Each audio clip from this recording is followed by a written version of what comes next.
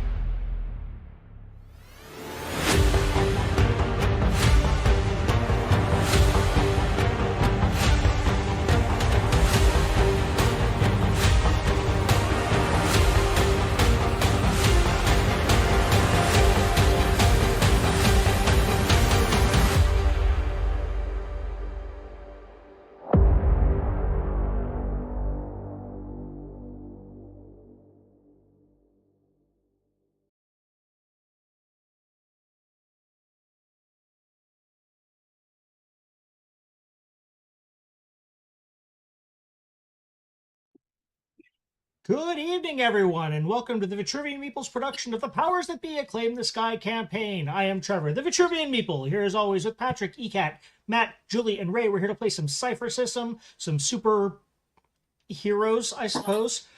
Sorry for the bit of a late start. We had some technical difficulties, so I'm not going to waste any more time. I'm going to hand it right over to our GM, Patrick. Patrick, please take us back into the world of Excelsior. Yeah. All right. Well, welcome, everybody. When last we met, our friends took a bit of a diversion, caused some mayhem, got back into town, and were looking at a particular target they had been planning on tackling the last week, but, seagulls happened, including a seagull king who happened to lose his head, and we'll have to see what happens with him because somebody, I'm not going to mention any names, right, that said the famous words, he could possibly have survived that. And we all know what that means. So this week, we get to dive into your next target.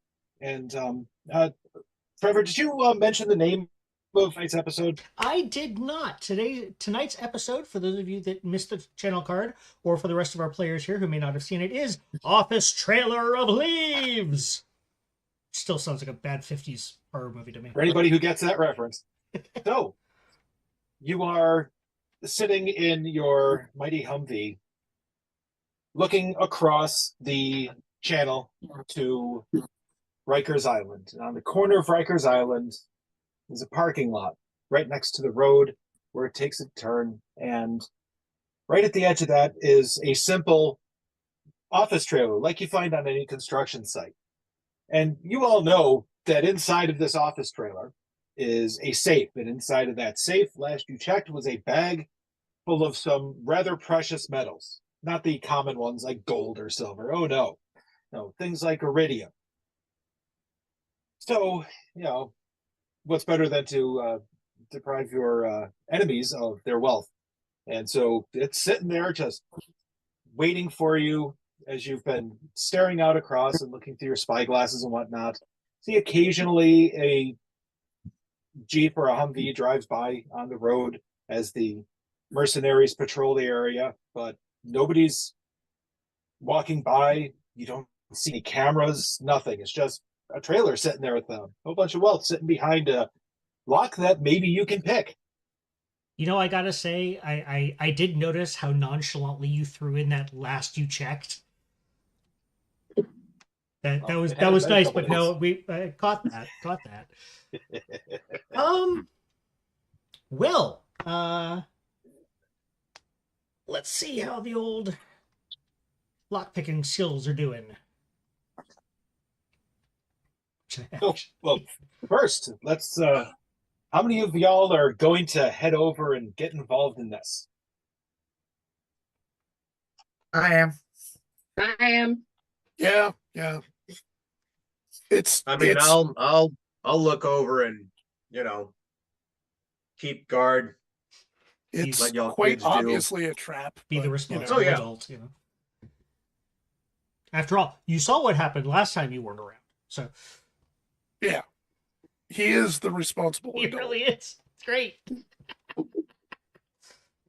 Still thinking to myself, when the hell did that happen? Mm-hmm. Mhm. When you then adopt I- it up. Right? It involved soccer hooligans, a fire, another fire. Oh, and a big exam. Yeah. Light arson, you know. Just a little bit. Okay, so how do you intend on crossing the space between the industrial park at the north of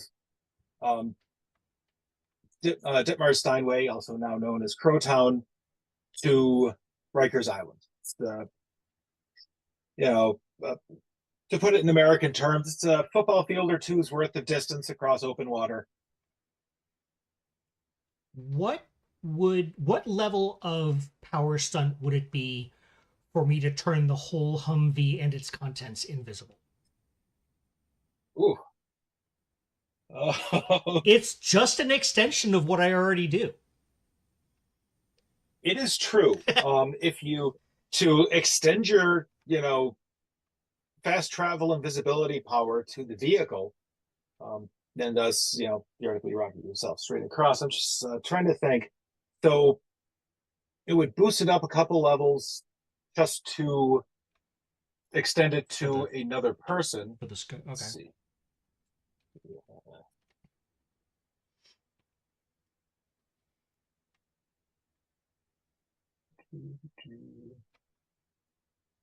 So for those of you who may be new, we are using a power stunt system seen in a lot of other superhero role-playing games. The way we're doing it is depending on how far you want to stretch your power from what it's supposed to do to what you want it to do, will determine the difficulty of a roll you make against the stat on which the power is based.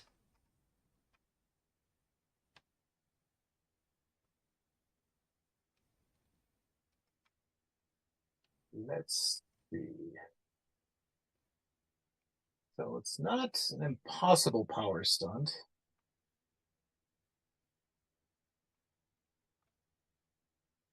There it is.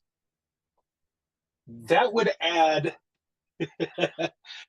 7 tiers to it. So difficulty 7 or No, it's 7 plus its usual difficulty. there is no usual difficulty. It's just an ability. Well, but how many things are you going to have to get it to do at the Yeah. same time? So you just want it to turn invisible. I want the Humvee and its contents so that we don't see, the rest of the party driving by on an invisible car frame. As Fair enough, funny fair as that enough. would be, You know, we just dress up like mimes, and then it's see, there you go. Yeah. That's actually, now that I think about it, that's a really good idea. Yeah, that's how we infiltrate. Yeah, no, I would say that is a test difficulty 7, thus formidable. So if you can clear that, you can make the entire Humvee and its contents invisible. Okay. And if that doesn't work, you can just get some black and white paint Yep. or spray paint yourselves. Find some berets somewhere. All right. So this is a difficulty 7. Invisible phasing starts at 4 might points. Phase shifting or phase sprinting is 1 speed, so that's fine. Okay, so that's 4. I have a might edge of 5, and I have 4 effort. So 4. So let's do this. Hey, it's not impossible, so you got that going for you. Difficulty 7, pool might, skill practiced, effort to ease task 4. One cost is 4. Yeah.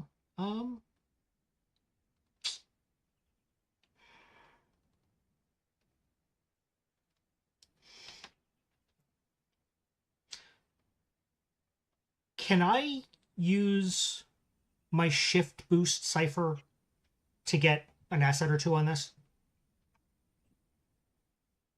Let me look at your character here. It's not exactly what the shift boost cipher is supposed to do, but I figure this is a good creative use of it.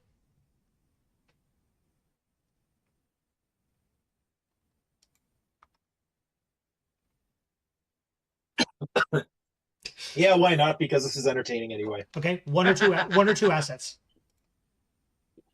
Unless you have two. Woo! 'Cause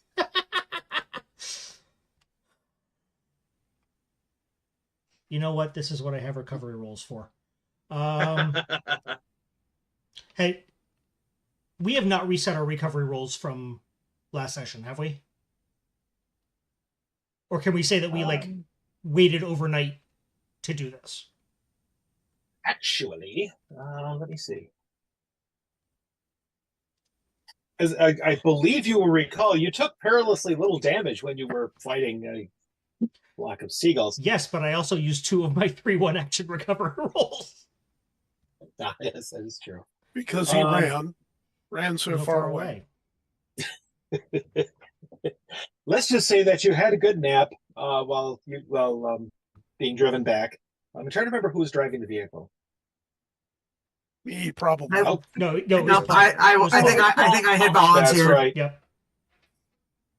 That's right. Yeah, so you had a good nap. So do I reset my recovery rolls or? Yeah. Okay, Yeah. cool. Let's reset your recovery rolls. Excellent. Depending on how crazy y'all handle what's going to happen. Okay. So let's, in that case, I'm going to bring it down a level of effort.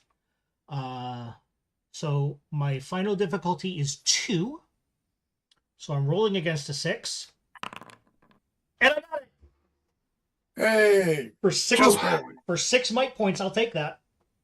Wow. All day long. Yes, that was kind of close. So That's why I have 5 XP in the bank. so you all pile into the car, and Pa is driving along, heading towards the causeway, and then everything around you, the car and each other, disappears. This is kind of difficult when it comes to driving, by the way,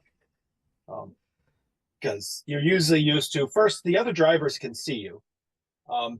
You can see yourself, you can see the edges of your vehicle, you can see the controls inside of the vehicle.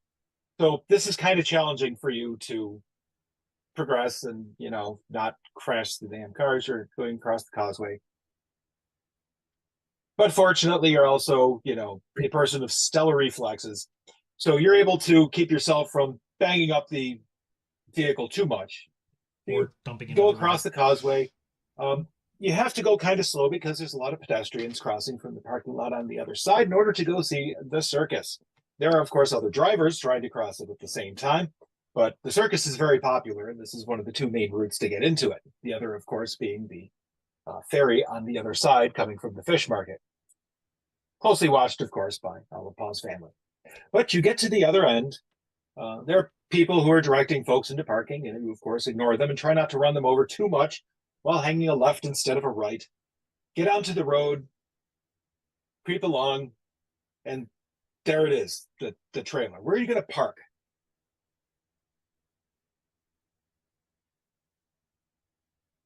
I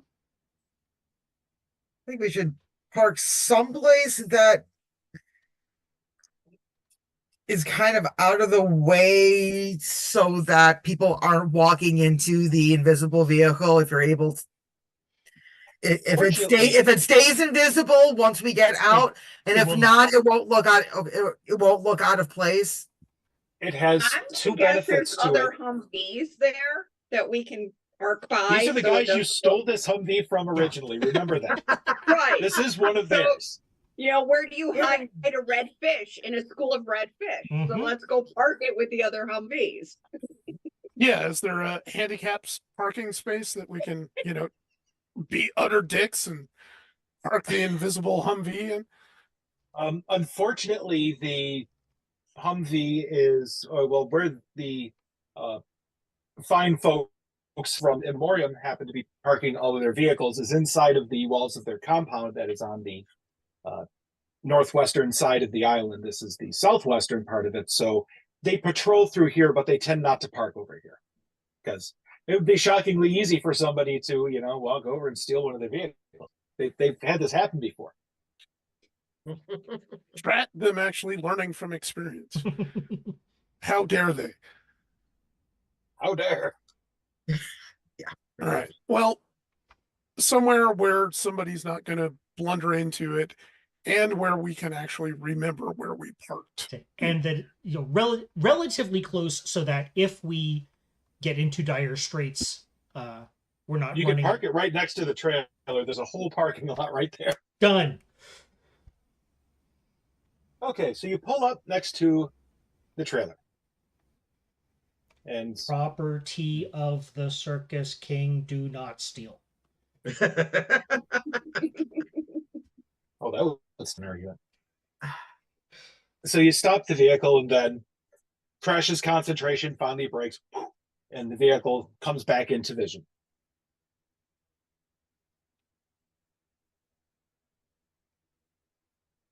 And so there it is. It's a standard trailer, about 8 feet wide, 12 feet tall. Maybe, what are they, about 30 feet long? Something like that. It's parked there. It has the, oh, I'm sorry. It's up on its blocks. So, it's not going to tip over on itself when somebody walks in it. There's a couple of windows with bars on them, and there's a door on the side. Okay. I'm sorry. So, if no one else has any good ideas, I mean, I have a way to get in there without even having to pick the lock. Should we check to see if these idiots have actually locked the door? Oh, yeah, that might actually be, wise. 'Cause Or anybody inside it currently. So, what are you going to do to check to see if anybody's inside? I'm going to phase, go invisible, and walk through the wall. Okay, so you step inside. It is not terribly well furnished. Okay. This has been broken up into 2 chambers. So you walk into the one that's closest to the door. There is an old office chair. Like, this is like 1950s era office chair with, the big screw down the middle to adjust its height and all of that. And a table with a small box that's open of small potato chip bags.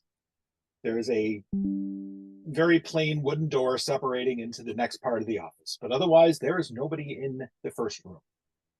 Okay, I'm going to take a quick peek into the second room. So you peek into the second room. Still invisible.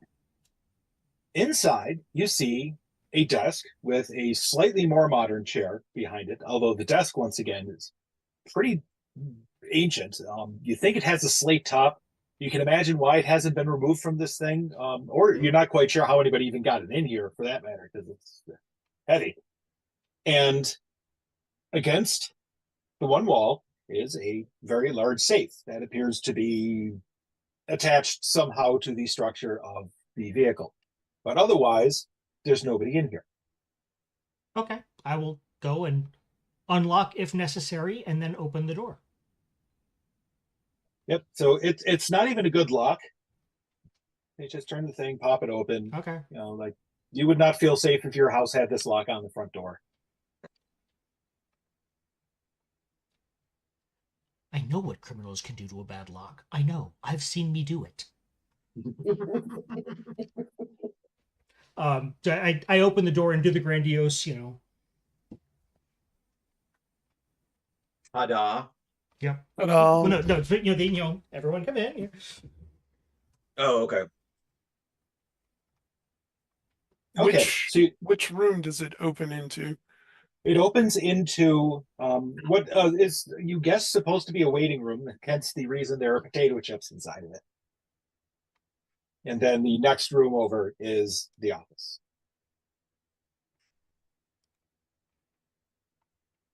What's the weather like? Oh, it is a pretty fine day. Just lightly cloudy. At this point, it's getting on towards evening. A little bit of a breeze coming over the river. It's quite pleasant out for a nice late spring day. Late spring. Okay.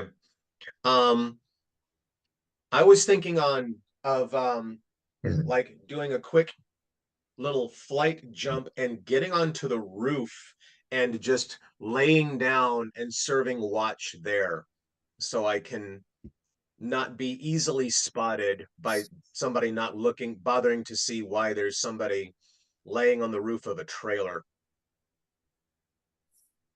It's absolutely nothing to do with plausible deniability. None whatsoever. So as you turn to do this, Jack, you're looking around the place and there's something about this trailer that bothers you.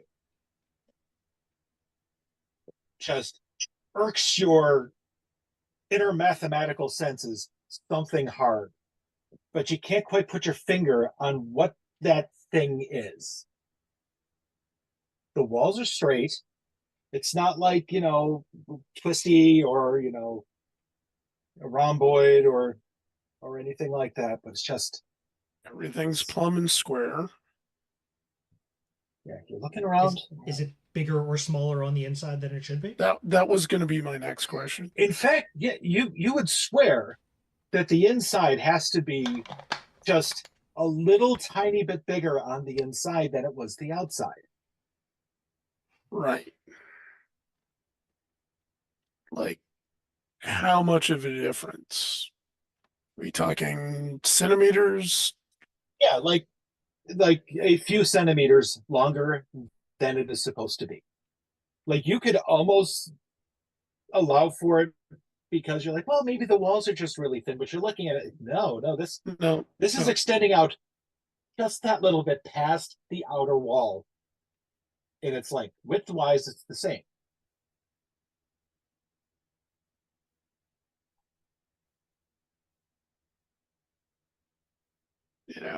Stick my head out the door, look at the outside, look back Look at in. the outside, then you go back in. Like, Am I already on the roof by this point? Not yet. This is like Jack just like went to the door, like, hey, hang on a second. Okay. If you look at the inside, you look at the outside, and you're like, yeah, the inside, it's just a little tiny bit bigger. Okay. So we're dealing with not quite Euclidean geometry here. Are there any windows on the inside of this thing, or is it just all... So that's the funny thing. There are windows on the outside of it. There are no windows on the inside. The light is all coming from a couple of bare fluorescent bulbs running along the top. Right. So we have a trailer that's in a interdimensional space, possibly. Huh. Can I roll for see-through deception? Yes, you can. This will be difficulty 4. Can I do this too? Yes. Can I assess danger? Oh, yes, you can. Difficulty Let's 4? Do I have anything useful? Yes. Assessing. Well, actually, no. Assessing danger will be difficulty 3. Oh. Well, I can do that too, and then I can just do it. Because with Minder Might, I can spend effort from my Might pool for an intellect-based roll. I have effort 5. I have edge 5, and I'm trained. So yeah. Okay. So here's the interesting thing you see for seeing through deception. Yes, there is some sort of something weird going on, but what's happening inside of this space is real. The inside of this trailer is as real as the outside of it, even though their spaces do not seem to match up. Okay. I can't sense anything at the threshold, basically. Yeah, at like you like stand at the door and you're kind of looking like inside and out, and it's starting to look a little weird to you because it's like the outside is a different place than the inside is. But once again, that's natural. It's no different than the threshold of walking into any house. It's real. It's just not fitting in with how things are supposed to work. So it's kind of a weird sensation for you. The puzzle piece fits, but it's a different puzzle. Have you ever seen the thing where somebody discovered that several of the puzzle companies just have like one or two dies they use for all their puzzles? So they have Thomas the Tank Engine on the front of a horse. It's kind of like that. Yeah. Yeah. Like this thing doesn't belong in this picture. So, Gene. Yeah. You indeed sense danger, but it's not coming from inside of the trailer. There's a little bit of it because you're dealing with the unknown here, and this is kind of weird. You are, taking a look around and stuff, and you notice that the patrol pattern for the mercenaries is shifting a little bit. One of their vehicles is heading down the road sooner than usual. They may be on to something seems a little off with a vehicle parked up by the trailer.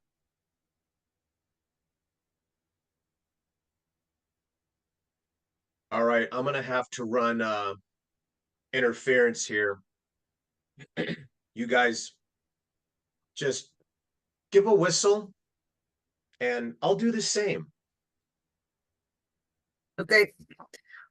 So while Gene goes off to do that, since remember I have an inability in figuring out puzzles and shit like that, I am going to take up guard duty on top of the trailer.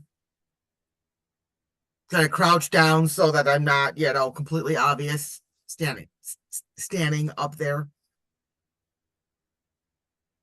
Okay. So the two of you are keeping an eye on things going on outside the trailer. And so what are the other three of you doing? Sitting here in this kind of weird indoor space with a couple of chairs, a desk, a small table, a bag of potato chips, and a box of potato chip bags, and a safe.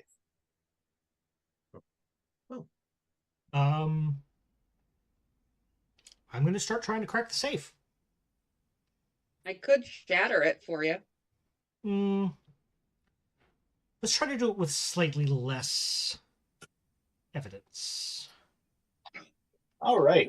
In terms of how difficult it is to crack things, safes are definitely up there because, picking a lock is fairly trivial most of the time, except for the really good ones. Yeah. But turning the tumblers and stuff, that's getting more into it. So this will be a 5 to see if you can soft touch and listen to the tumblers falling as you're turning it. Can I ask for... Okay, is it possible for anyone else to assist me with this? Yes, actually, quite easily. Either naturally or with just enable others. Okay.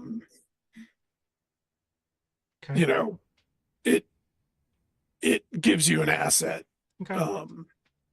So Okay. I can either help with the lock picking that way or just use the ability, narratively, Jack goes over to the safe, puts his ear next to the lock, knocks the safe door,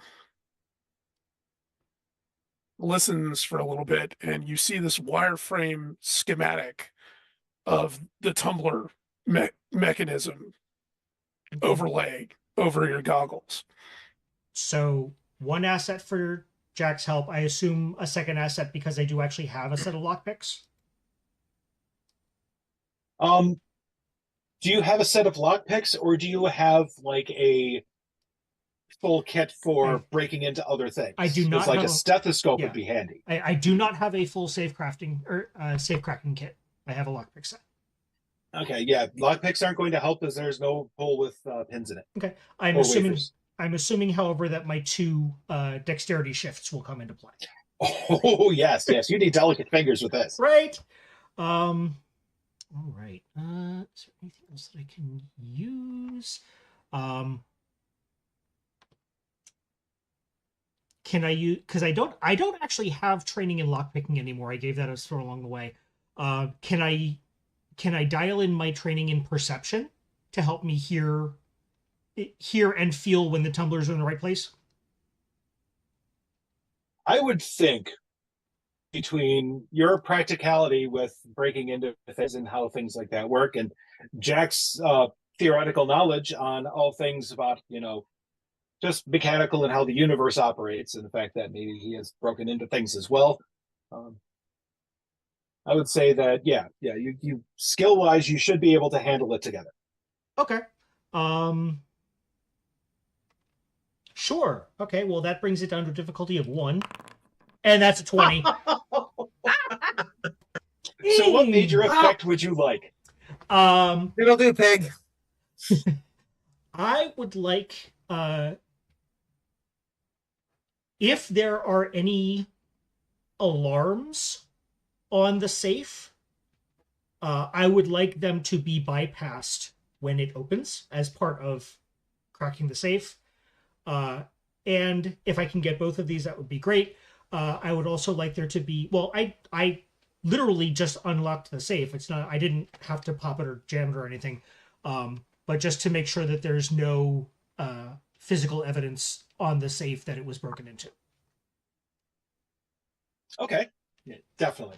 Okay. So you get it, you listen, then you feel this ever so subtle resistance on that last turn. Right? Oh, hey. Turn the handle. It opens up. Inside of the safe, it's a fairly sizable safe, but inside is nothing but a black bag that you have seen before, curiously enough. That's kind of a regular shape because it has, as best you can tell, a bunch of hunks of metal inside of it. And we are pretty sure that it's not a mimic. Okay. So, the two of you watching from the outside, you hear 2 things. One is you hear a slight jubilation and the safe opening. Clunk, yeah! And then you hear the door inside of the trailer close. Clunk. So there's an interesting thing that also comes when you open the safe. Okay. There's a positive airflow coming from inside of the safe. And the door flings shut. Not the safe door, the in between the 2 offices door. So we are. So it opens inwards. Yes. It's not a well-designed trailer.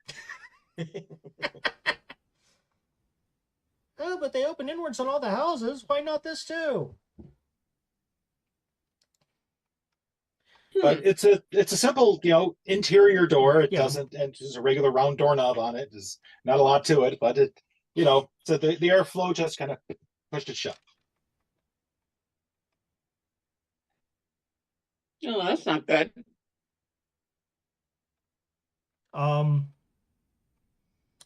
Yeah, I would like to assess danger, to use assessing danger to see if I can figure out what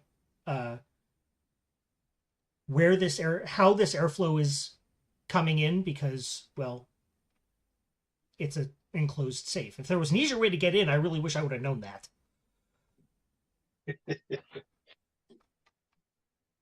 Okay. Well, let's see. Actually, this would just be a straight up perception roll.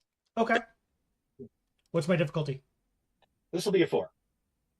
Okay. Hmm. 4. I'm trained. I'm using Mind for Might, so I'm pulling it from Might Pool. Yeah. So Ice and Jack.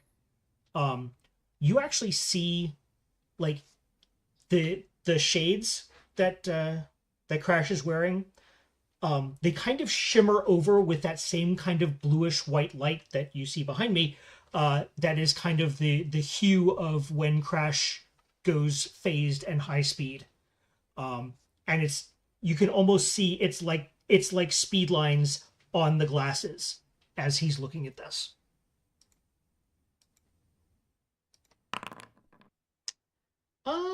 Wait, hold on. I thought I put two. I was supposed to put two levels of effort into that. I don't know why I didn't take on the form, but because I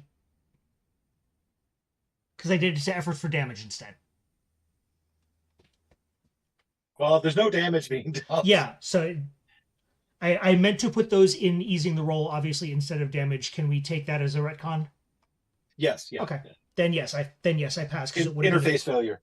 Huh? Interface failure. Yeah. The bottom of the safe. Okay. There's the plate for it. The air is coming up around the edges of that. So it looks like the safe has a false bottom inside of it. Mm-hmm. I mean, I have a crowbar.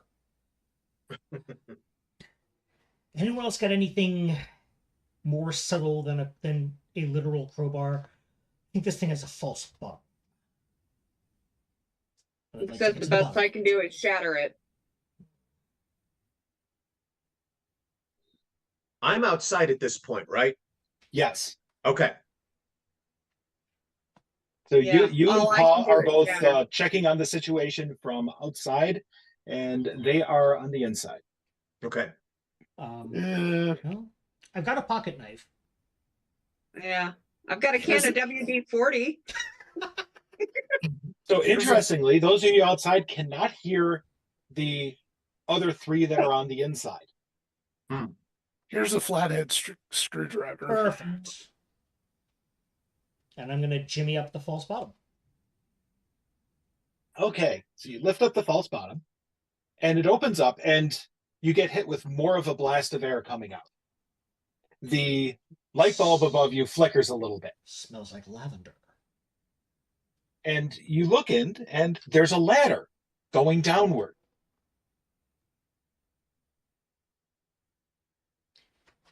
I take a moment to look at this.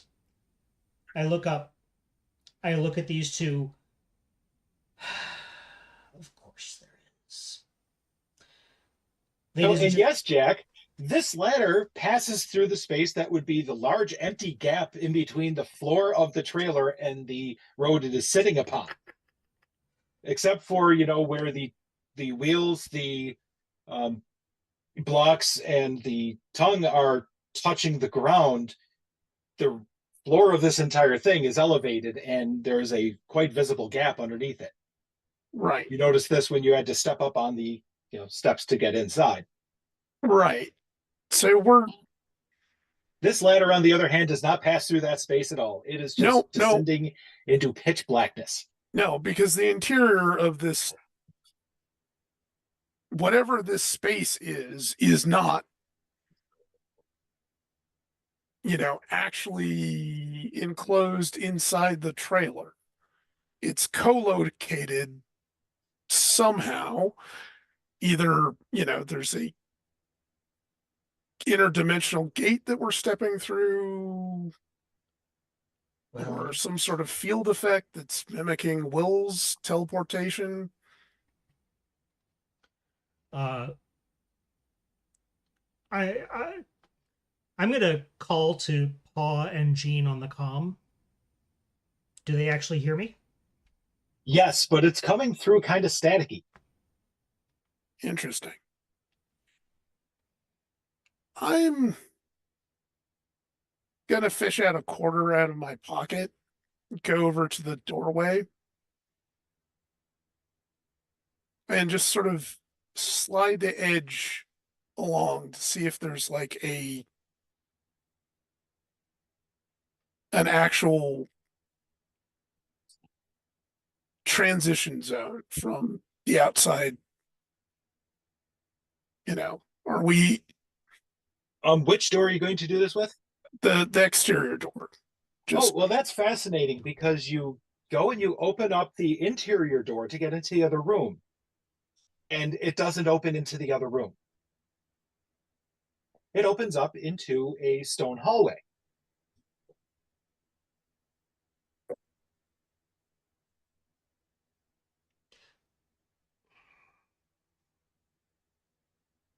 Uh,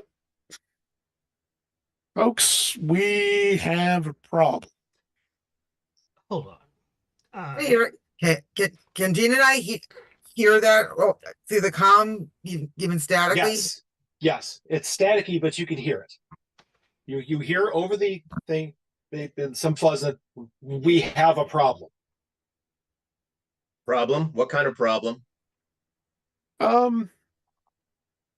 Sort of the wibbly wobbly, timey wimey kind. Don't come through the trailer door. It doesn't lead out. Where it leads, I'm not entirely sure, but we're not on the island, and I doubt we're in Kansas either. Jack, do me a favor, close the door for a moment. Click. I closed the safe. Okay. Try it now. Do you Open lock the the door. safe, or do you just close the safe? Oh, I absolutely lock the safe. Well, I take the stuff out first. You take so you take the bag first, just to be sure. Okay, Yes, and I'm going to bag, use a close the cipher. Or can I sort of retcon that I use the moment of memory cipher, so I've got the safe combination memorized? Actually, it is quite easy for you to remember a safe combination. Okay, so I don't even need to use that cipher. Okay. Yeah, that's part of Jack's whole thing is, well, he's smart. And you also happen to have an intelligence shift. So you're not just kind of smart, you're extraordinarily smart. So you remember exactly how if you think about it, you'll remember him turning it exactly where he turned it and how he turned it. Okay. It only happened a few minutes ago, and you were paying attention to that. Yes. So you got that one down. Okay. Still trying to find a use for this perfect memory cipher, but okay, so it's locked. Open the door. Open the door. Same weird stone hallway. That was worth a shot.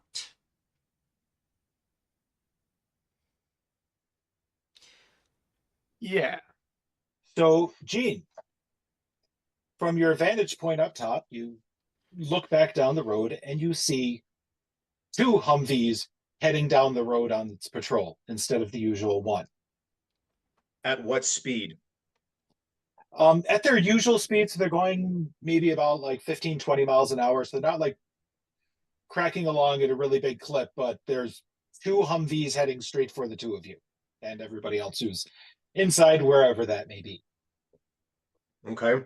Are they just regular Humvees? Anything else? Oh, well, Distinguishable? much like yours, they are the Humvees used by In Memoriam, so they are armored, and it's hard to tell how many people are inside. Okay. But they may be patrolling, they may be heading over to see what's going on with the one that's parked over here. All right. So, about what's their, when I notice them, about how far away are they from our Humvee?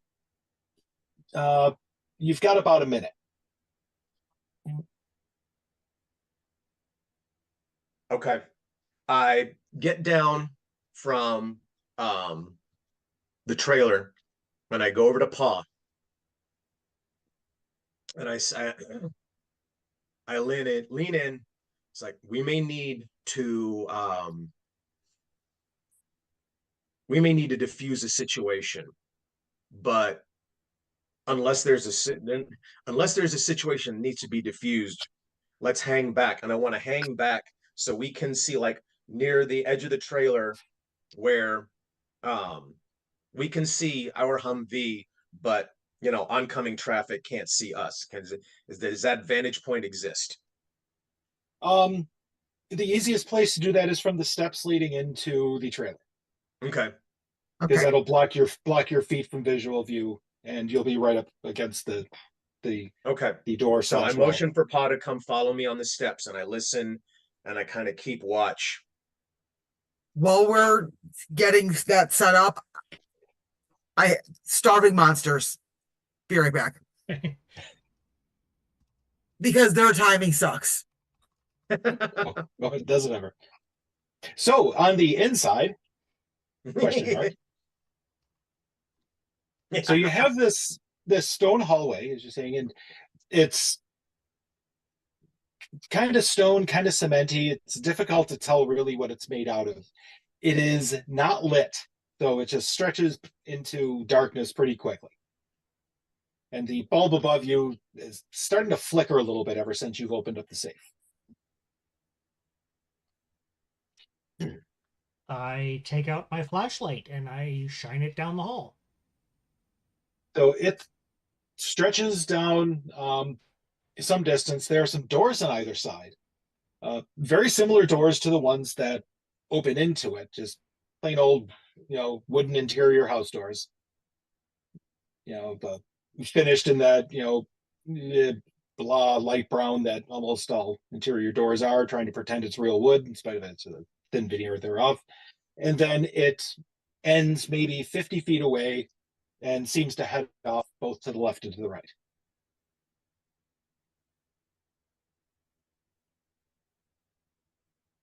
I'm going to go out on a limb here and guess that at least one of you played Dungeons and Dragons when you were a kid.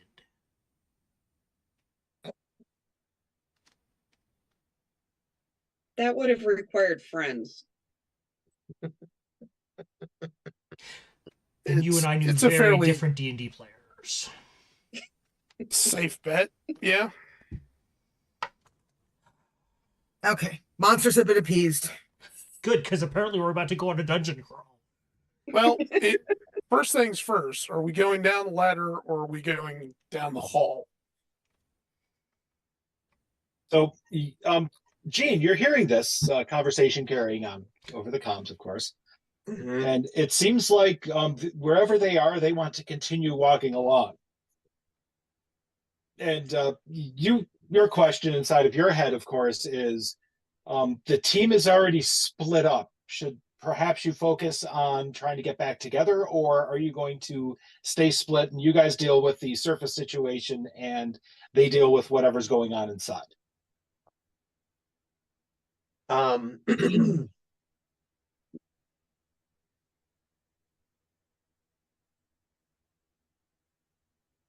So as I'm considering all of this, I'm actively recalling the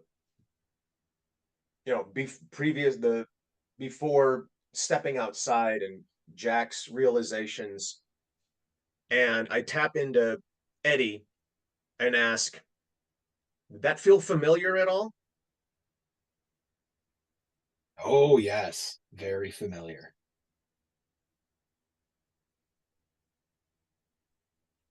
That tone of voice wasn't ominous at all.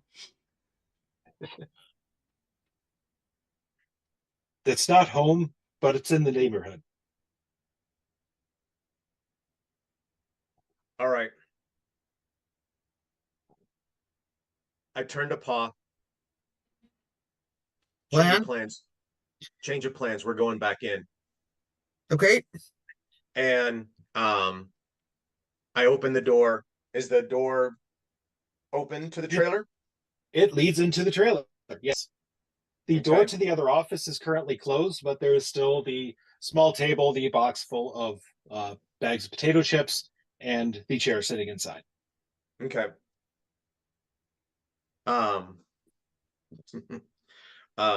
okay. So I step in, we close the door, and seeing the door is closed, I call out, Crash, Neva, Jack, y'all there?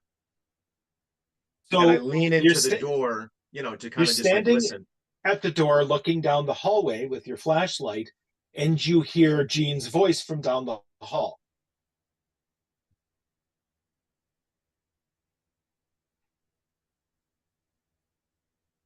Hmm. Like, how far? Not terribly. They're a ways away, but you can still hear him. You can recognize that it's his voice. Can we also hear his voice through the comms? Yes. In fact, it has become a bit less staticky. Is there any lag between the two? Um,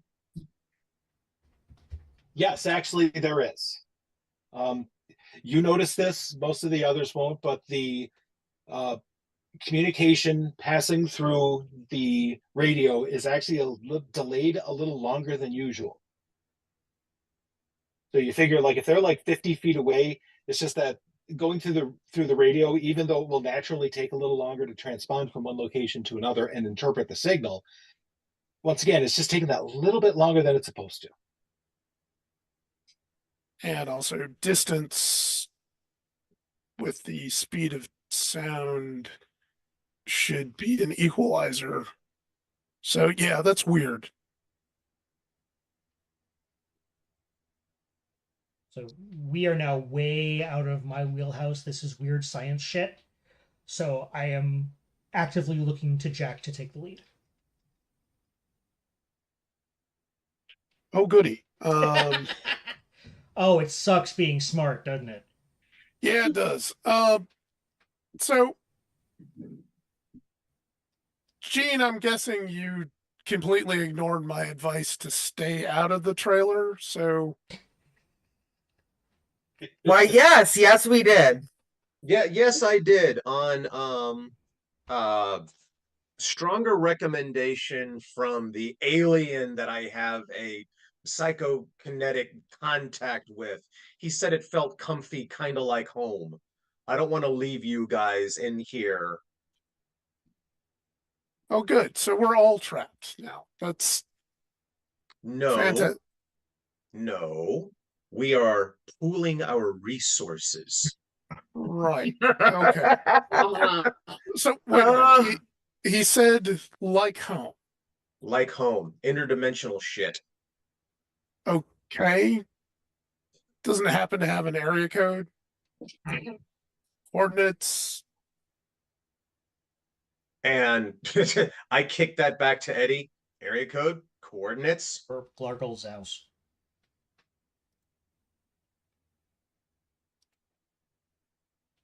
This is the place between the void and potential. Did he say potential with a capital P? Yes. Crap. This is where my brother came from. Brother? Well, to assign which your genders to things that don't have them, but yes, this is the birthplace of one of ours. It's not where I came from, but it's once again, it's close to the progenitor, so it's close to me. Do And would this you be the sense brother that's in Will? Yes, it would. It doesn't want to say its name to you because it might hurt your Right. brain. Oh, one of those. Great. Oh yeah. Yeah, no, the things you call them and the things they call themselves are different. Eddie has a name. Eddie doesn't tell you his name because bad things Yeah. might happen. Mm-hmm.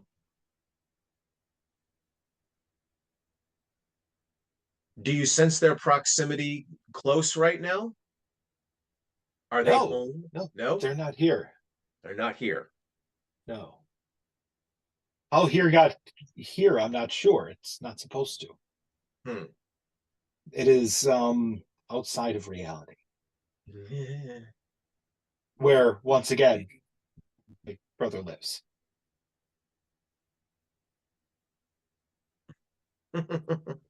Does this place present imminent danger for us checking it out just by checking it out?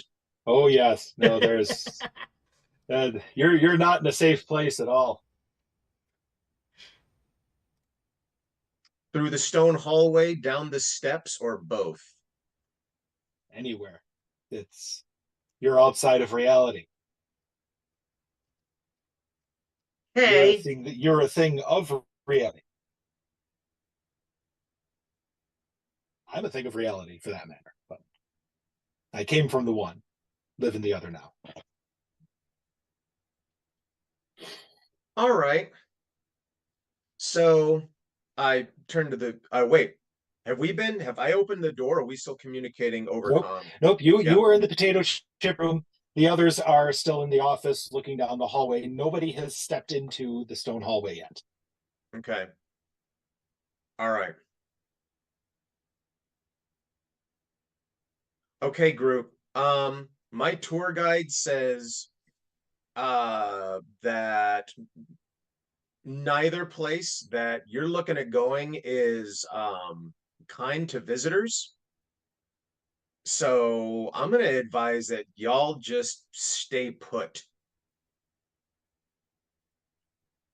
And I go to like I'm just stepping around kind of, in that little pacing kind of, and I step on one of the potato chip bags. Okay. It goes crunch and pops open. Oh, it's a full bag of potato chips. It's just they're those little mini bags of potato chips. Okay. There's like, a dozen and a half in there. So that kind of startles me because I was caught deep in thought and didn't wasn't paying attention, so I wasn't expecting to hear a pop. And And I actually, look down. with the pop, Paw of Justice does that kitten bounce thing where she leaps backwards.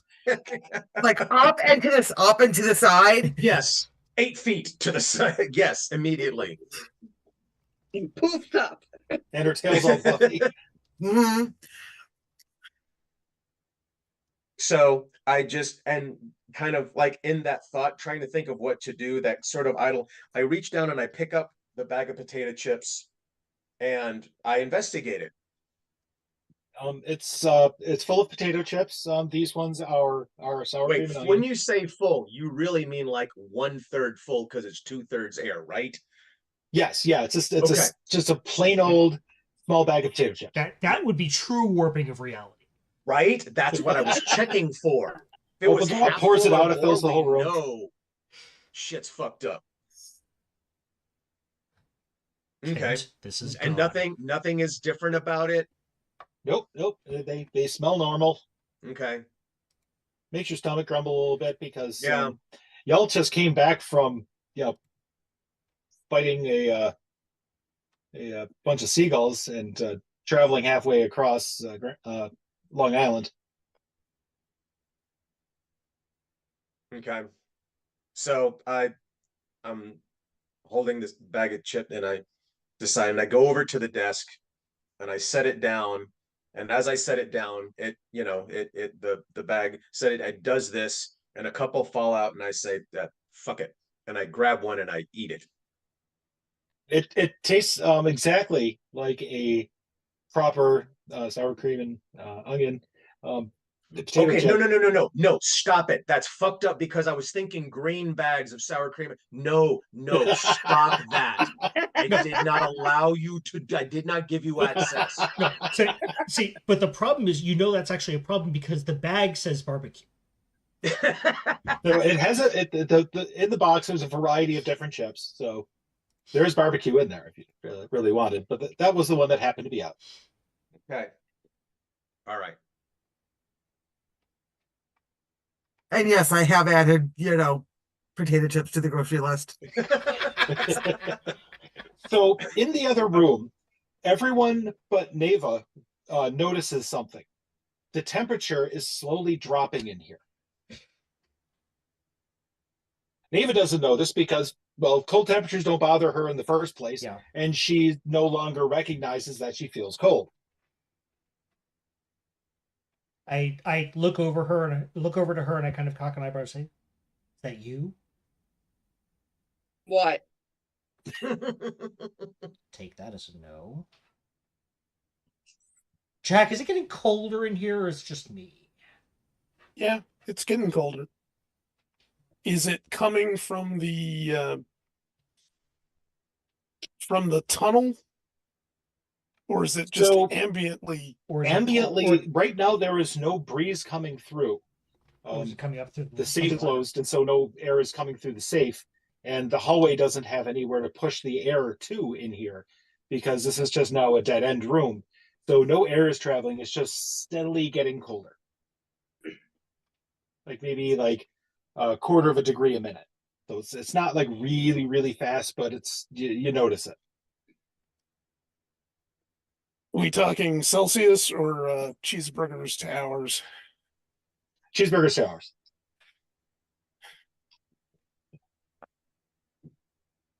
Really wanted to be precise, we'd be measuring this in kelvins. All right. I may be getting I didn't think you were fashion conscious there, Jack. kelvins, not kelvins. The fun part, though, is where the numbers start making sense in kelvins. The rest of the party, except maybe Neva, is long dead. Yes. I just absorbed the cold. Hey, when the Celsius and Fahrenheit scale meet, which is about 40 below, I might get cold. we'd be pretty dead too in under an hour. Okay, so we're in some liminal extra dimensional space that's between nothingness and possibilities. And it's getting colder. So entropy. So, of note for the other two of you on the other end of this conversation, it's not getting any colder in your room. It's just fine, really. And we don't see any change at the door. No. The outside door is shut, the inside door is shut, and you're just in this room. Okay. Gene, do me a favor. What's that? Open the inside door, the one that should lead to the safe room. Okay. Patrick, do I pull or push?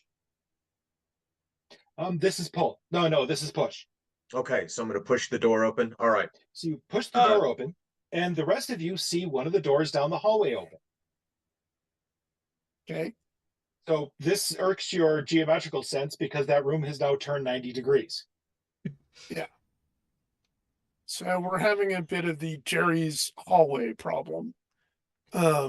God, I hate that show. Why did I bring that up? Never mind. I was going to say this is going to end up as a Scooby-Doo chase scene, but yeah. Well, if we're lucky.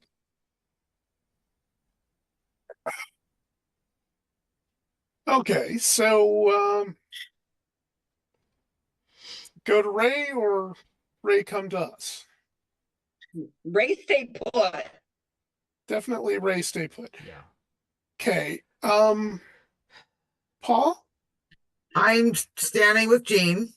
Yeah, can you go to the exterior door and open it ever so slightly? Okay. Not enough so you can see out, but not enough that would pique the interest of our undead friends. Okay. Those fun guys. Okay, so you turn the doorknob, you push it open ever so slightly, and no light comes in. I report this back. There's no light from outside coming in. It was daylight outside when we came in, and is it dark with like evening night dark with residual ambient it light, is or is it pitch. void? Like if you It's if you open a little bit to see through the crack, there's nothing there. it's void. dark. It's the void. Except you can see the steps on the other side. If you open it up enough, you can see the stairs right there. Leading down to nothingness. So Well, you can't really see very far. How much are you going to open the door? enough to be able to basically stick my snout through, but Okay, so you open it a bit. just so basically just to about this much, just enough to literally get like the front of my face out to be able to get a better So you see view of that up, down, and the- around. being able to look out, all the light that you have right now is coming from inside the room with you, from the fluorescent light, which starts flickering, by the way. It casts a beam of light along the floor. The floor looks like featureless cement. But as you look up, you cannot see anything forward past, this line of light that is cast on the floor. Looking up, there's no sky, it's just darkness. I'm gonna step back in, close the door behind me, calmly turn around. We are surrounded by nothing. It's literally like they're nothing, void, black, darkness, nothing. Right. That's what I was afraid of. Hey, Gene, Yeah, Jack. do you still have Eddie on the phone? Oh, I have him on speed dial. Okay, so since we're between nothing and possibilities, is it possible for us to go to the place of possibilities or make possibilities happen?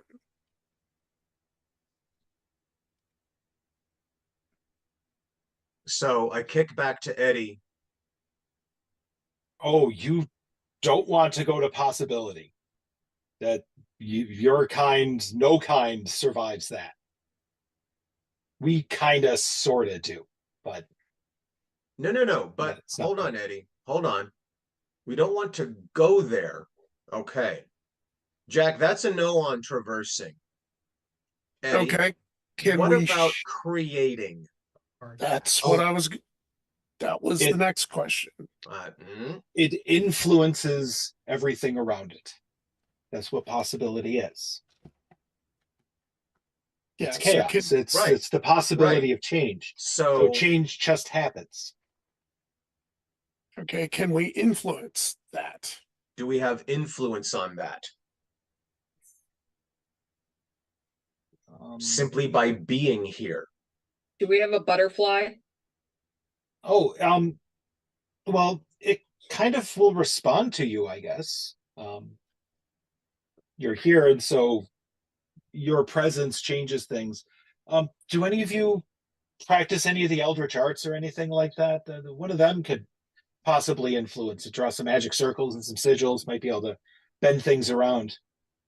I haven't read those kind of books in at least 20, 25 years. Does tensor calculus count? I'm sure in one particular field, Jack, yes, it does. Wait a minute. Yes, Jack. And I like my eyes get wide. No, Jack.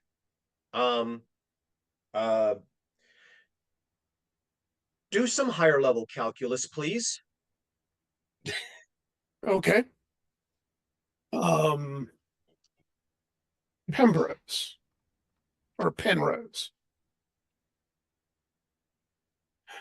His equations were focused on the topology, topography of the universe. Okay. So start running those. Okay, so you start doing some hardcore math inside of your head. Okay, yeah. And nothing seems to happen, although related or not, you're not sure. You hear kind of a low groaning noise coming from further down the hall. You can't tell if it's biological in origin or mechanical in origin or geographical in origin. It's hard to tell, but it's just this very deep, low rumbling noise rolling through the hallway for a few minutes. And then it stops. I am going to go and stalk down the hall quietly, just just a little bit. Okay, so you step out into the hall. The hallway is lit by a flashlight coming from about 40 feet away. Oh, time out. I did not realize. Are we together in the same room now? Not No. yet. Nope. Okay. Nope. So Stay put. so Pa, you're going into the hallway between rooms of the trailer. Yeah. Yeah. Okay. So she steps out. You can see her step out of the one room into the hallway. Okay. She doesn't like vaporize or anything like that, which is good. Well, thank God for that. Yeah. And I'm not going that far. I'm making sure that the door stays open. Yeah, Gene, whatever you do, keep that door open. Okay. By the way, And at I this just point, take a quick. I've reached into my backpack and pulled out my little headlight light so that there's a little more light where we are. Hey, Crash, did we actually look in the bag? Or did you just grab it? Well, I mean, if you want to be all logical about It is kind of my deal. it. It's gonna be full of potato chips. Yeah. Sure. I opened the bag. Inside of the bag are a variety of very small metal ingots of types, each one stamped and labeled. So yeah, on the top one, of course, you have iridium. There's a few of those in there, and that has to be worth a lot. There's some palladium in there and some platinum. It's just some various and sundry elemental metals. So nothing unexpected. Nope. Okay. No, it's You have successfully taken the bag full of metals out of the safe. That mission accomplished. yay. Nope. This is exactly what we came here for. Well, came to the trailer for. I'm not quite sure where here is anymore. That's the thing. Here isn't anymore. Right. The question is getting back from here to home. And be helpful to know if we could influence possibilities enough to actually make that happen, or are we playing guessing games of opening different doors? Which I at this junction, I really don't like the idea of opening more doors than absolutely necessary. neither do I. But here's the thing. We aren't anywhere right now. Right. So in order to get back to the somewhere, and specifically the somewhere we know, we've got to have a tie and a link to it in order to influence the possibilities towards getting back there. Sorry. Everybody I left my pull lovely out your slippers at home. That's your own fault, buddy boy. Do better next time. Pull out your phones and pull up whatever STEM app that you have and do a location check. No network. Yep. Somebody No didn't pay their. Sorry, I was just channeling Crash. It's like somebody didn't pay their bill. That's a really good crash. Yeah, it is a really Thank good you. crash, actually. Yeah. Yeah. By the All way, right. is it still getting progressively colder where we are? It is. And in fact, Paul, you notice that it's chilly in the hallway. And actually, now that the door's open, it's starting to get chilly inside of the room for Jean as well. Okay, I report this back through the comm.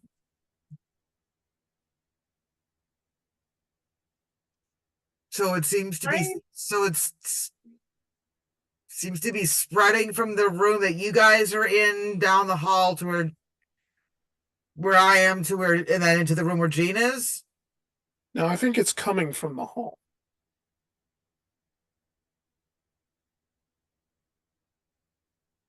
I'd like to try something. I'm gonna Okay. see if Patrick will let me do this. I have an ability called Fire and Ice, which allows me to make something, it says either very hot or very cold. I'd like to try an adaptation of that where I use that to absorb the cold to make it warmer around these guys. So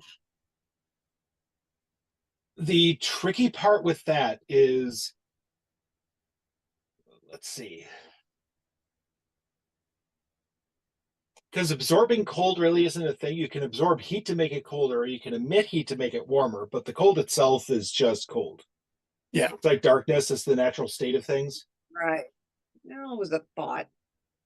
Yeah. So, I And mean, you can burn some potato chips. I mean, you got a few of those. So, yeah, they actually make really good fire starters. Not as good as Doritos. Yeah, But do not use Cheetos. because Cheetos. less Yeah. less carbohydrate dust. All right, so I may be totally off base here, but to go back to the Penrose analogy, one of the other things he worked on, besides the quantum nature of human consciousness, is that the universe is cyclical. That essentially information passed from before the universe from the previous universe into this one. And essentially the Big Bang is just essentially a point of least entropic density, whereas the end of the universe is complete entropy. So nothing and possibilities. So we're to use that model of the universe, we're standing at the end of time looking at the next Big Bang. Either that or, I'm totally off base and just philosophizing right now. Hey, Patrick, yes. I would like to phase into my speed dimension. What do I see? Okay, so oh boy. Ooh. So you guys see Crash do his thing. You hear the crashing noise, and so everything shifts and blurs for a second, and you just see the hallway. The room that you're in takes on the characteristic of more hallway, stretching off in the other direction.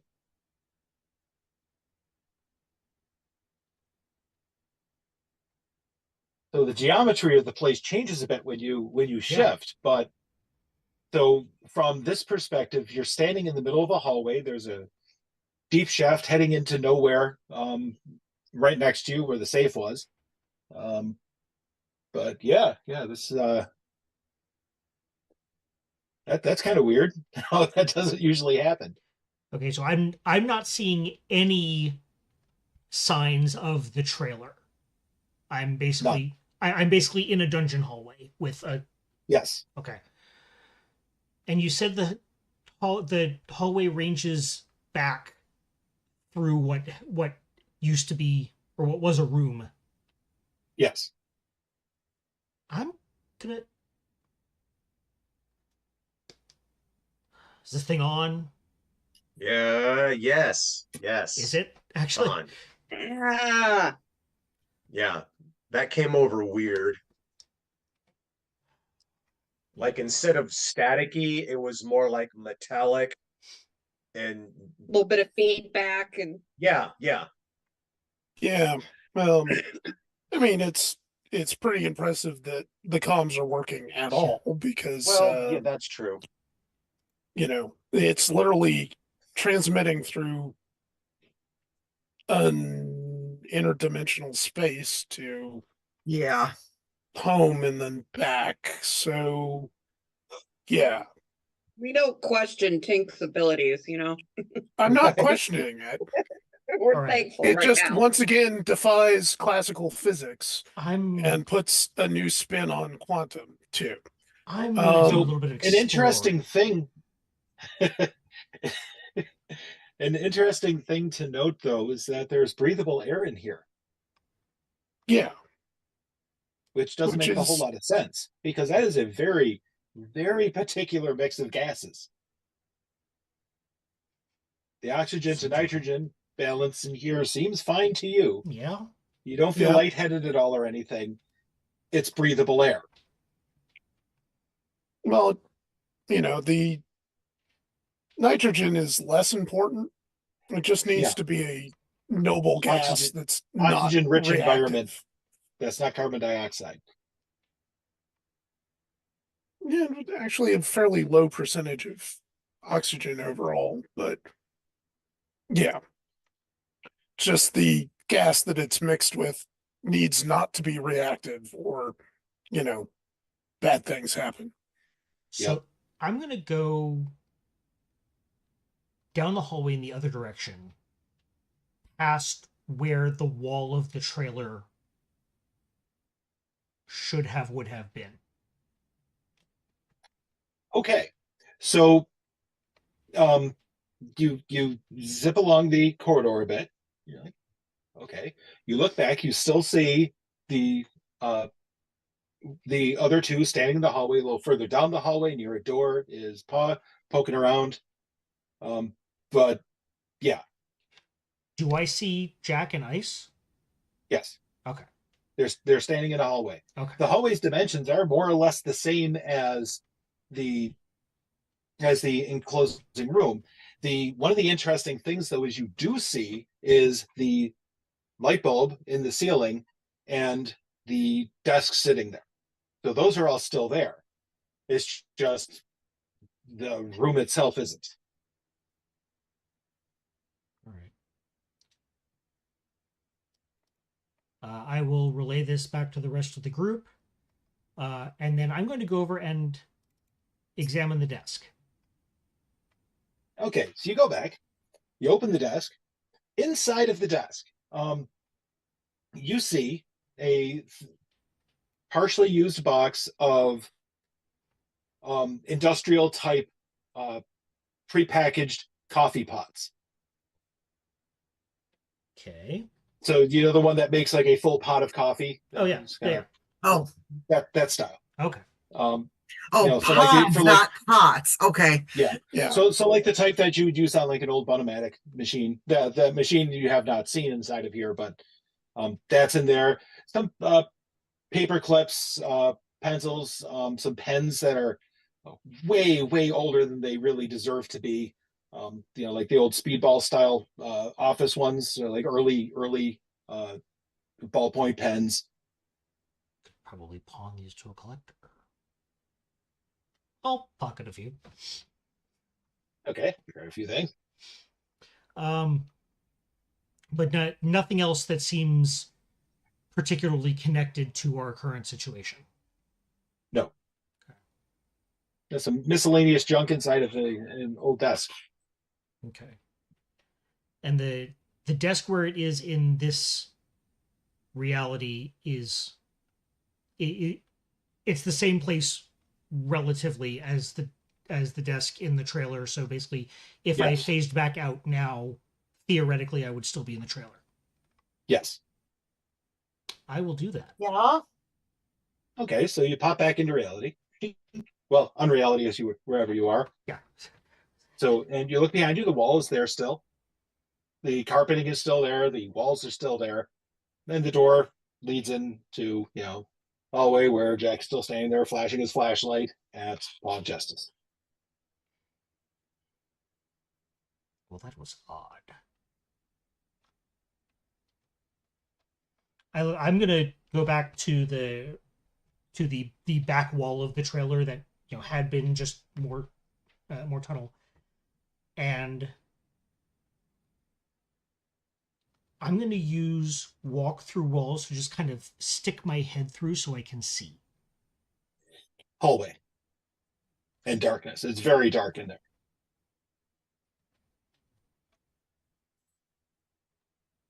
Okay. Oh, shit. Go up to that wall and just put my hand on it. Is it actually real? Yes. Hmm. You hear a call from the potato chip bags as they adjust because of the temperature inside versus outside. Right. So they're starting to collapse that wee little bit, so making the occasional crackling noise.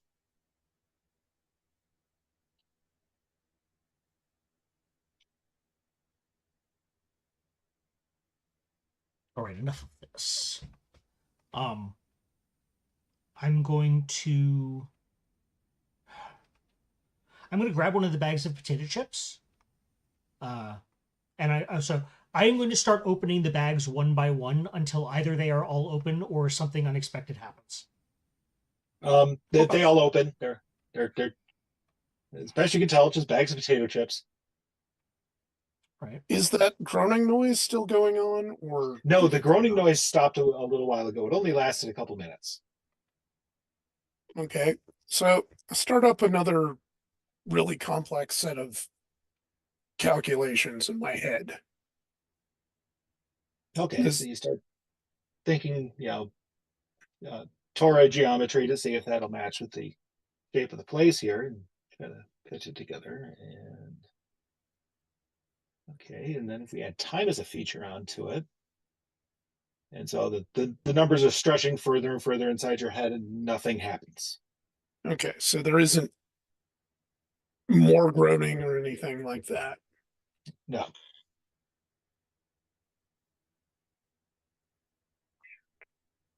All right. I'm going to grab a bag of chips and I'm going to walk into the hallway. Okay. So you step in the hallway, Paw's hanging out there. Okay. Okay. So I walk up to her, give her a high five. Yep. Look So back. the sound of your high five echoes for a pretty long period of time. Exactly as I thought. I look to Jack and go, how about we head their way? Yeah, there's, Okay, so you head down the hallway, Yeah. and you get to the doorway into the first room for the trailer. There's a whole bunch of open bags of potato chips. Crash is eating one of them. I'm eating I'm eating another one. I look behind me. Is the other room still there? Yes, the other room is still there. The light inside of the room is failing. So it's now flicking off more than it is on. Is that the Okay. room that I'm in? No, that's the It other was room. the room we were in. Yeah. Oh, okay. The room you're in, the light is flickering a little bit, but not badly. Okay. How about we try closing the door now that we're all together in the same room? Sure. See if that Before we opens the do that- other door. Before we do that, hold on a sec. I grab one of the bags of potato chips and run a trail, like breadcrumbs, from that room to the other room, and then I'll run Okay. back. All right. And And you close the door. Yeah. All right. Now open the door to the outside. See if it returns us from the void. So you open the door to the outside, you swing it open, and you let the door just kind of keep opening because you're kind of shocked by what you see, because it's just an empty expanse. There's a floor to it, but you don't see a ceiling or walls. The door hits the side of the trailer, makes a bang noise, and then a good 30 seconds later, you hear the echo return. I've seen this episode of Supernatural.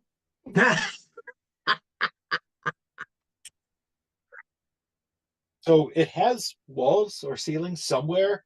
It's far away. This is a Right. very, very big room.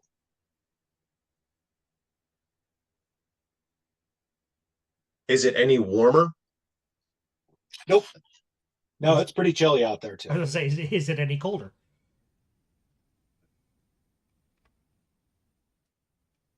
Thing, it's not like freezing temperatures or anything, but it's certainly not room temperature.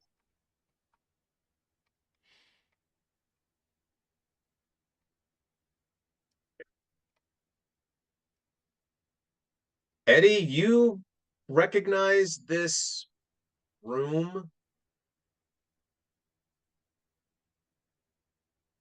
No, it changes. The place is an assembly of, well, it looks like your world.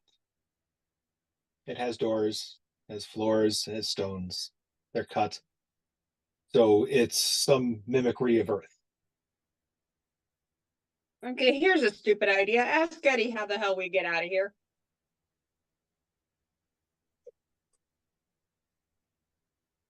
Perhaps the question I should have led with. How do we return to our own place? Oh, what is your human saying? The only way out is through. Hey, I thought you said through was bad. No, going to chaos was bad. Reaching this potential is a problem. So this is nothing, not potential. Oh, it's right in between nothing and potential. Or void and potential, to be precise. Okay. Hey, Gene, Yo, you absorb kinetic energy, right? I sure do. What did the five fingers say to the face? And I slap him. So once again, he's like, hey, and then 30 seconds later, slap, echoes back at you. Crash is so incredibly jealous of Jack right now. Neva's trying not to laugh hysterically. So, Gene, let there be light.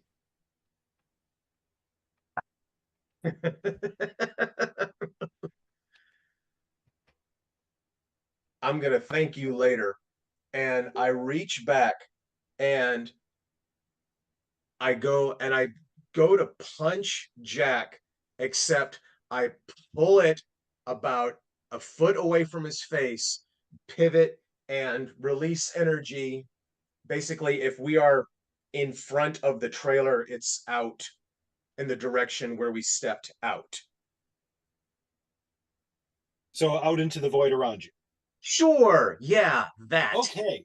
So it behaves much like light does, and you see this bright light wave up around you and illuminates a wall fairly far away. There's, you can make out features of this place. There's a ceiling pretty high above you.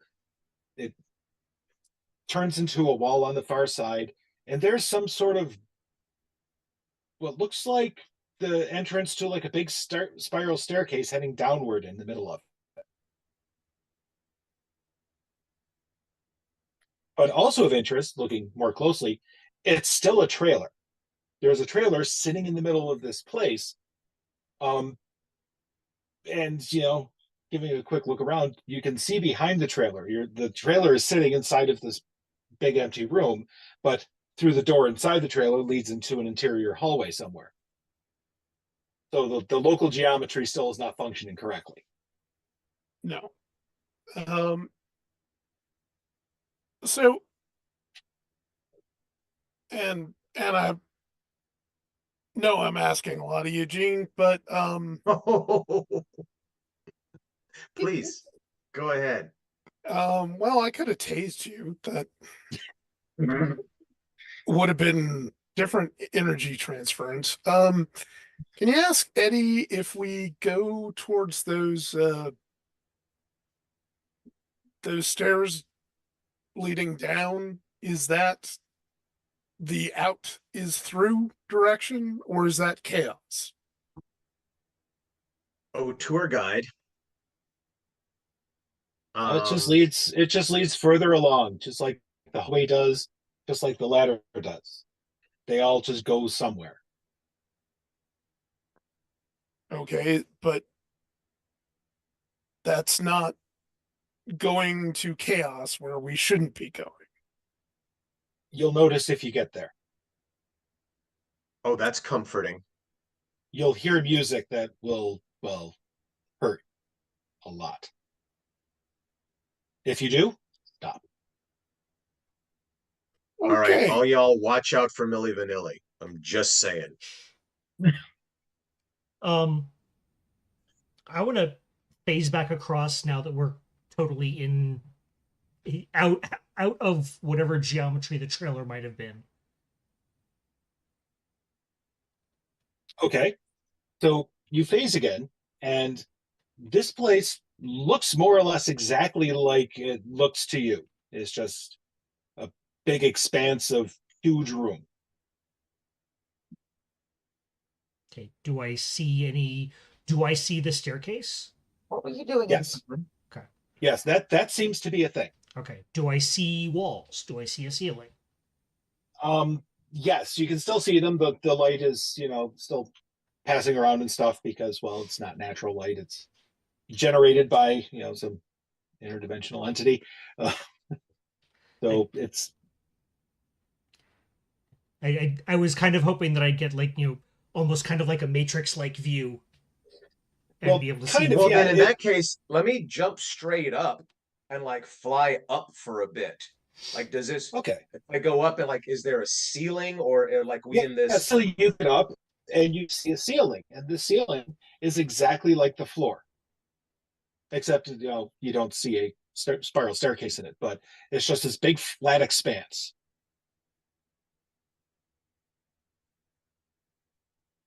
All right, so hallway, tunnel leading down, or spiral staircase leading down? Can I take the red pill instead, please? You unfortunately did. That's why you're here. Yeah. There's a very strong glitch in the Matrix with this, and not make tricks. Yeah. Not that little bitch. If Squidgy is right, and the only way out is through, then there's no point in going back. I say staircase. Alas.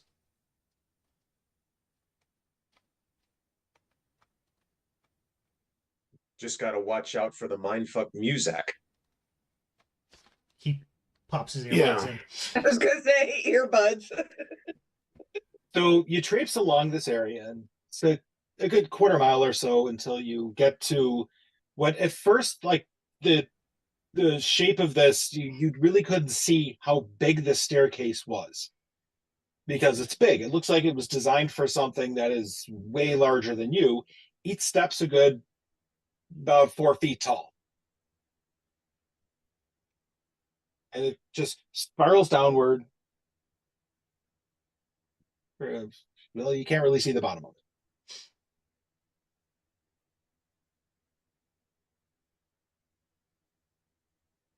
Well. Like Alice. Does anybody have another coin? It's like a penny or something. I reach into my pocket and I happen to find a dime. So I go to the top of the spiral staircase, lean over, holding onto the rail with one hand, and I. Oh, rail! Oh, there's no safety devices here. Come on. Oh, okay. So it was built like the Empire built it in Star Wars. We don't believe in Okay. rollings. So I will actually use some caution. Then I will kneel down. One leg kneeling, one leg braced, and lean over the edge ever so slightly to drop the coin and Okay, so you drop the coin and it's listen falling. for any possible And it's hitting, falling. And ricocheting. it's falling. And a little while later, you hear ting, ting, and it echoes back up through the So yeah, Okay, it has a Jack. bottom. At least down. Well, there is a bottom. Jack, were you able to calculate how far down it is? Just gonna ask that. Give or take about 1,684 feet. Can give you a more exact answer in meters, but that'll do. And no ice. I don't have any Premarin capsules on me, so we're straight out of luck with the whole red pill thing. Damn. All right. So I start heading down the stairs. Yeah, Yep. I'm right there. okay, so you start hopping down. It's not a difficult trip. Going up would be terrible. You Yeah. get kind of tired after a while, unless you can fly or have super jump or something like that. Yeah, but given that I'm only 5'4", going down these stairs is still a bit of a trek for me. Yes. In order So to run, you I keep have to going face, down, I'm and not sure it's a good idea. eventually your flashlights don't see the entrance you came in as you drop down far enough, and you keep going and you keep going, keep going. Did you guys bring the potato chips with you? Because you're starting to get hungry. Oh, I always have Yeah. Milky Way in my bag. That is true. Yeah, no, I've shoved at least a couple things of barbecue and of salt and vinegar into Neva's backpack with permission. Snacks for later. So you eventually make it all the way down to the bottom. And fairly sizable chamber because it has to fit the spiral staircase coming down it. And it leads off, there's the hallways heading in a couple different directions, not in cardinal directions. They aren't like square to each other or anything. So, there's one over here and one kind of over there, and then there's another one way back over there.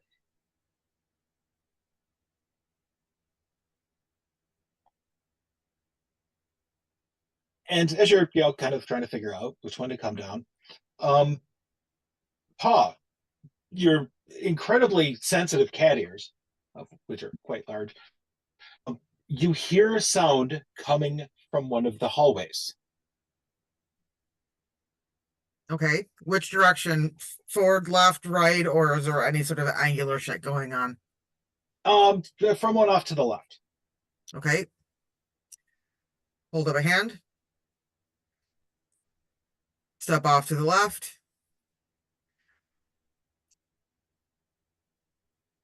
You hear, it sounds pretty distant.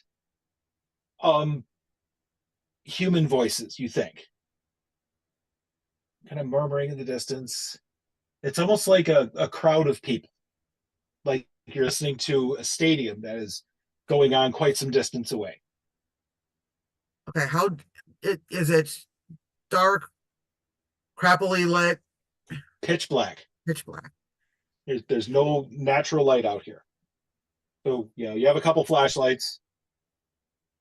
Okay, I'm not going to use a flashlight because Cat put a hand, left hand on the wall, and I am going to just very slowly walk forward here, see if it gets louder. Wait. I reach into my backpack. I have 30 feet of rope on me. I'm going to tie it around her waist before she wanders off too far and we lose her. I knew you played D&D as a kid. Yeah.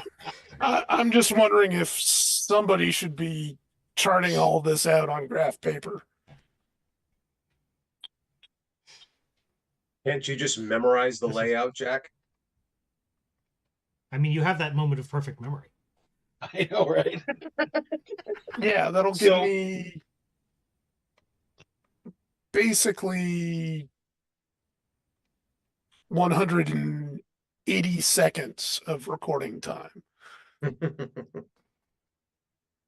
we Uh, made So it you done. head down the hallway a bit, and it does indeed clarify the sound a bit. Not just because you're getting closer, but just because the empty space of the shaft that you just descended and the space above it seems to just kind of eat all the sound around you. Yeah, you definitely hear it. You hear sounds like a voice, and then you hear many voices kind of responding to it. You hear some more voice and a bunch of voices, and it's hard to pick out what's going on. It's a good distance away yet, but it doesn't sound like eerie music or anything like that. It Okay. sounds like people. potentially the circus. It could be.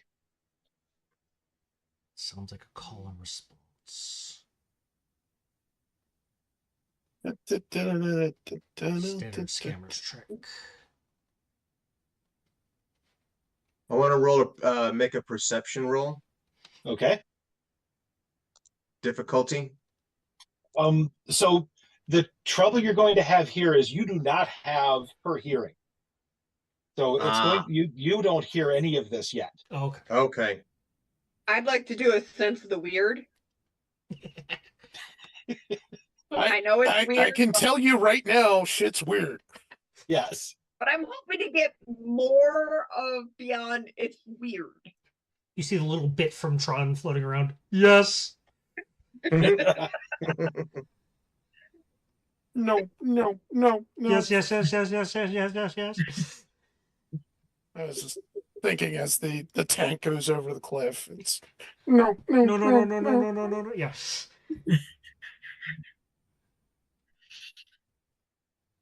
There's everything around you is weird. Oh, I was hoping for a little more than that, but okay. The distance that you have traveled down at this point, so you're estimating, getting on like half a mile-ish, or close to a kilometer if we want to use Jack's preferred methodology. The temperature should have changed. It hasn't. It's still that same, just pretty freaking chilly down here.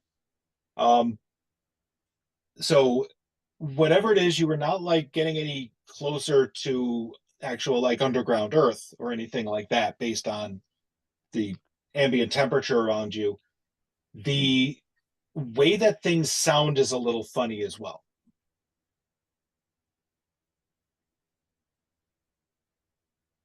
Is anything becoming more distinct as I'm stepping closer? You figure you're gonna have to walk for a while for it to start getting distinct. But whatever it is coming down this hallway. So that seems like if there's people, that might be a good sign. Or it might be a really bad sign, depending if they're not really people, but Mhm. I'm assuming you are almost at the end of the rope at this point. yes, yeah, she's at the end of the rope. She's still listening along. Not that you can tell because nobody's shining a light down there to follow her eyes. So you just have the rope hits its end. And... Oh, I've got my flashlight and I'm trying to keep her in sight. Okay, yeah, not difficult. Only 30 feet away, so. This very, smoothly walled stone hallway. Doesn't sound like they're singing, does it, Paul? What was that? Doesn't sound like the what? Does it sound like they're singing, or is it just voices? Okay, Jan. Yeah, it doesn't sound like singing to you. Okay. You Just talking. I mean, am I getting any context of even just raised in excitement, raised in anger, just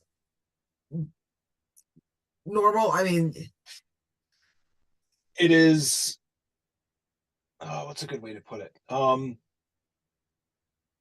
It's kind of like listening to a high school pep rally, except if it were done by like the Marines or the Army.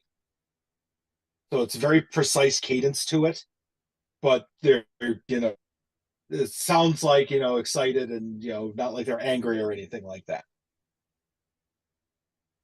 Huh.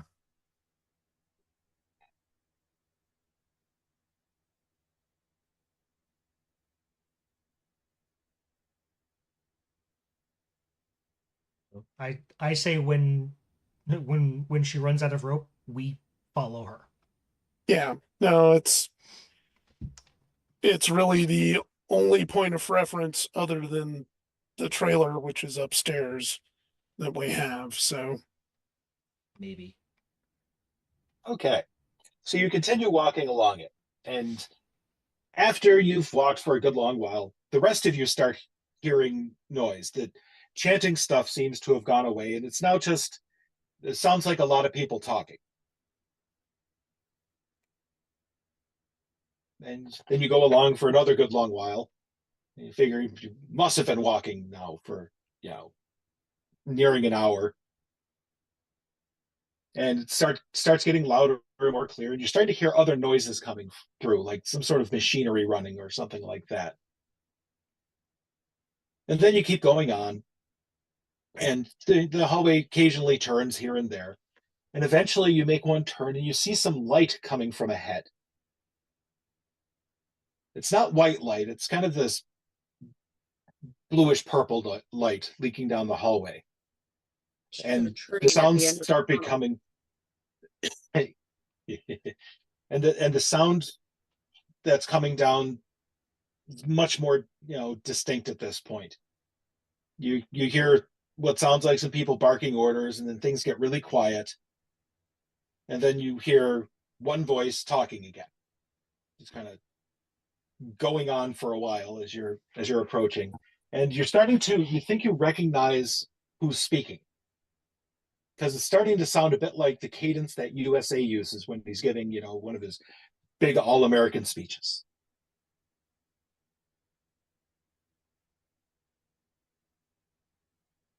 Is that who I think it is? I'll find out. And I go invisible phase, and I zip up to where it seems like where the sound is coming from. So the hallway ends in as you get past a certain point, then the hallway starts changing shape. Ceases being square and starts becoming round. And then it starts shrinking in a little further until you have to hunch over a little bit to continue. And then the surface becomes metallic. And at the end of it, you get to a grating. And you look out into a underground chamber of some sort, but it's not as crazily large as the last one you were in. More like the size of the place where you where you tangled up with the order of magnitude before.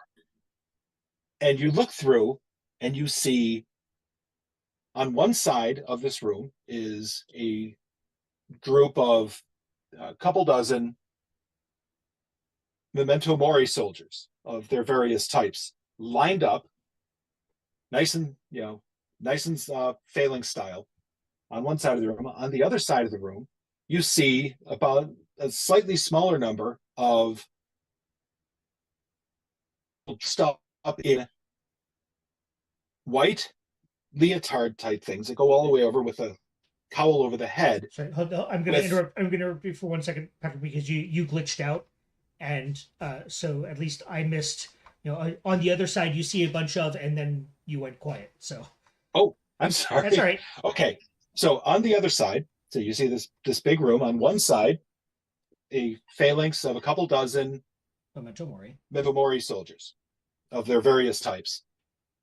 I'll standing right at attention. On the other side, at similar attention, a bunch of people wearing like white skin tight outfits all the way up, including a cowl over the head with red and blue motifs on them, along with stars. It looks vaguely American.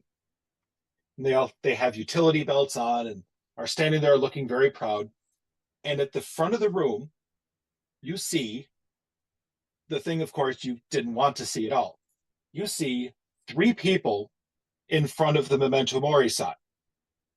One of them is one of the undead soldiers standing there, just, looking like his usual, not very alive self. And a couple other people who are dressed up very much in tactical outfits, but look like leaders. And on the other side, you see the Liberty League in front of all people dressed in the white outfits. And in between 2 groups, who would happen to be there but Erebus, standing in front of some crazy-looking machine. This can't be good. And you appear to be in some sort of vent at the side of this construction. Does this facility seem familiar? Is this the one where I spied on the meeting? No, it doesn't actually. This is a different location.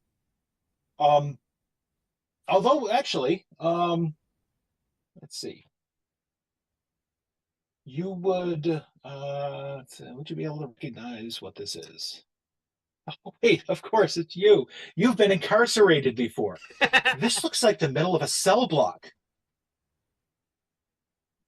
It's like somebody took a cell block and removed all of the doors and stuff off of the cells. So you see the shadows of like the outer walls of the cells, but all the interiors have been removed to create a larger space.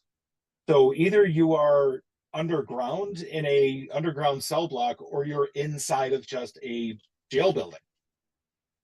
Okay. Rikers. I'm gonna switch my comm over to basically microphone mode, and so anything that I'm hearing will go through the comms to these guys. So as the rest of you are catching up, you once again catch that the shape of the hallway starts changing as you're traipsing along, and becomes round and then starts narrowing down a bit, and you're hearing USA giving a speech. And this represents a massive step forward in our ability to protect ourselves as a nation and see to truth and justice in the American way. And all of the people lined up. Ah! And then you hear this other voice, this horrible, horrible voice coming from the dead guy, who starts talking about, and we will be able to achieve our goals and gain providence over foreign powers, and of course, make each and every one of us that much more wealthy. And all of the Memento Mori people are like, yeah. And you hear like some of them are very much, yeah, and other ones are kind of yeehaw. It's unnerving because they aren't as even a group as the other side is.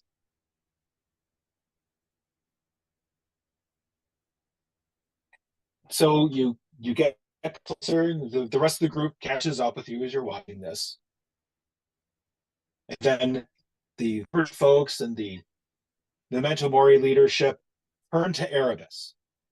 It's like, oh, so we're ready now, are we? Excellent. And he looks over, and sitting at some sort of control mechanism, you see the rest of his team. And Matrix starts flipping switches and turning dials and stuff. And behind him, the machinery starts lighting up. And it starts crackling, and you see an archway that starts lighting. And eventually the space in between the archway starts glowing with its own incandescence. And then Erebus looks out at the people assembled in the front, says, all right, who's first? And that'll be it for tonight. And, as the little tiny speech bubble from Crash. ... Fuck me. Yeah. And as a side note, once we all gather up again, I am actually untying the rope and handing it back to Neva, so that if I have to jump into battle to kick somebody's ass, I am not going to literally hog tie myself. I'm also seeing Crash like, oh, fuck me. And Dava crunches on a chip. And then the camera goes. Yes. Alrighty, folks. Well, that was issue 28 of The Powers That Be. Again, this one was called Office Trailer of Leaves. Apparently, I have a new book I need to go read, so, in my copious free time. So, we are going to get out of here. We're going to come back to our after show that'll be up on YouTube tomorrow night. We usually aim for 8 p.m. Eastern Time. Again, as always, give us a shout out. Let us know that you're, here. Let us know what you like, what you don't like, what you'd like us, to do differently, or, whatever. Just make conversation. But in the meantime, for Patrick, ECAT, Matt, Julie, and Ray, I am Trevor, the Vitruvian People. Good night, everyone. So you went